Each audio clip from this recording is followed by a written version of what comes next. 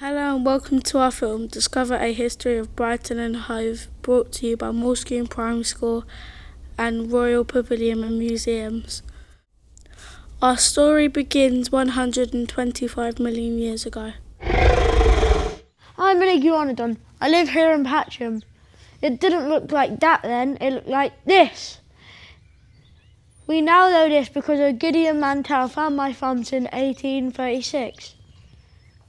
You can see me now in the Booth Museum. 5,700 years ago, for the first time, we started farming animals in Sussex on top of Whitehawk Hill. Archaeologists are currently excavating the site to find out more about the Neolithic people who lived there.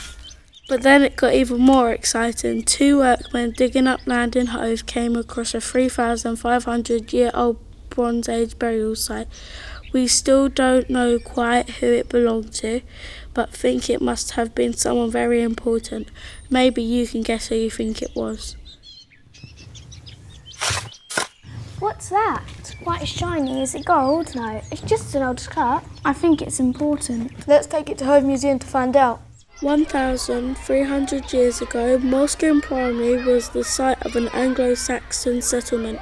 We even have our own roundhouse if you want to come and see it. This is my special Uruk skull. I will look after it carefully. Brighton, as we know it, started as a small fishing village called Brighthelmstone. It's even mentioned in the Domesday Book that was written over 1,000 years ago. Look what I've caught. In the 1750s, the seawater cure was developed by Dr. Richard Russell. Martha Gunn was the most famous dipper in Brighton. Dippers dip people in the sea to improve people's health. Oh, I feel really sick. Time for a dip.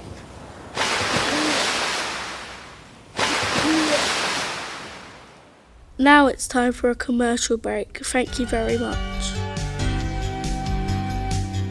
Hello, feeling ill, suffering from sprains, aches, pains or gout?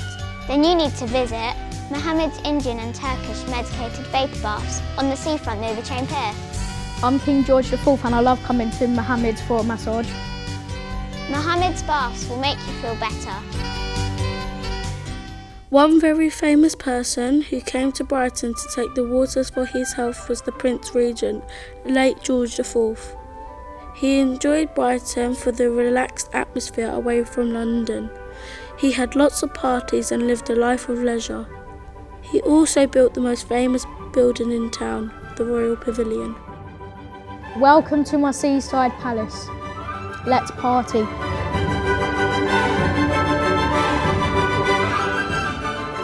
Just 190 years ago, the Royal Suspension Chain Pier was built by Captain Samuel Brown. However, just more than 70 years later, it was destroyed by a storm. The railway from London to Brighton was built after Brighton had become the place to be. All aboard the train to Brighton. The coach takes over 5 hours from London.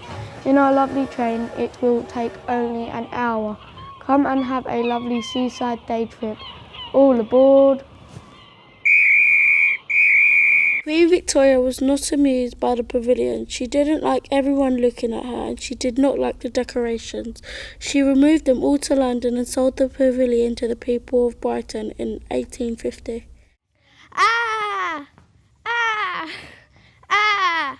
I hate all these people looking at me. That's it. I'm off and I'm taking all the furniture with me. In 1874, Edward Thomas Booth opened his museum. He was a pioneer of the diorama, a display of birds in their natural habitat. Welcome to the Booth Museum of Natural History.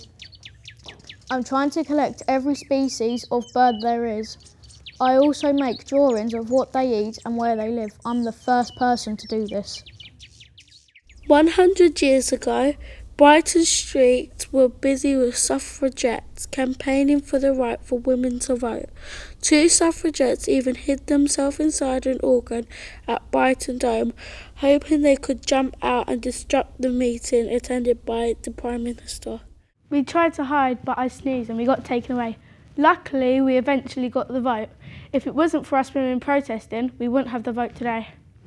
In 1914, the Royal Pavilion was one of the many buildings in town that were used as a military hospital during World War I. The Royal Pavilion was a hospital for the wounded Indian soldiers serving the British Indian Army and fighting on the Western Front. Where am I? What happened? Am I in China? You'll be better soon. Preston Manor was the home of Ellen and Thomas Stanford, a wealthy family who lived in a large house on the edge of Brighton. In 1932, the house was left to the city as a museum that you can still visit today. Thousands of school children visit each year to find out more about life in the 1800s and learn to Waste not, want not.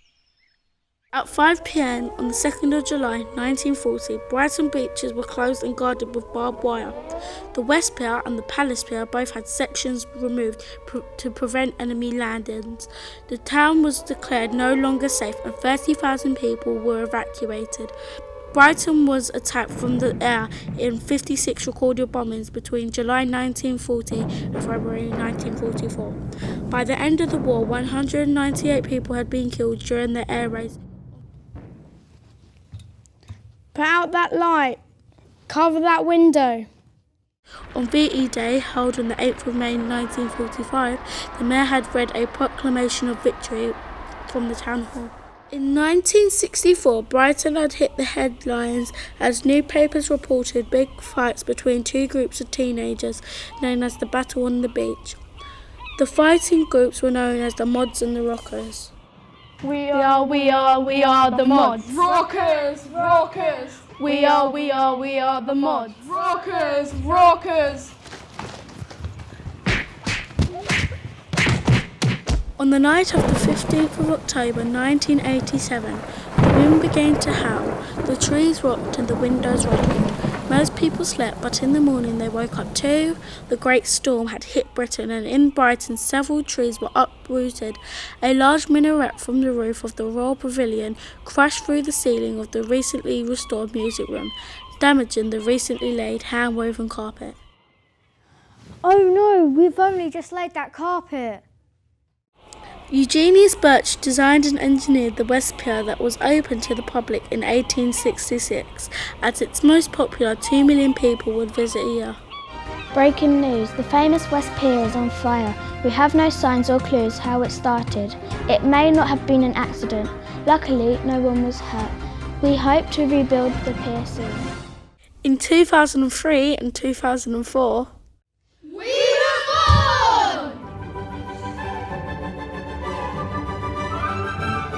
we hope you've enjoyed our film and learning about the amazing things that have happened in Brighton and home. Thank you for watching.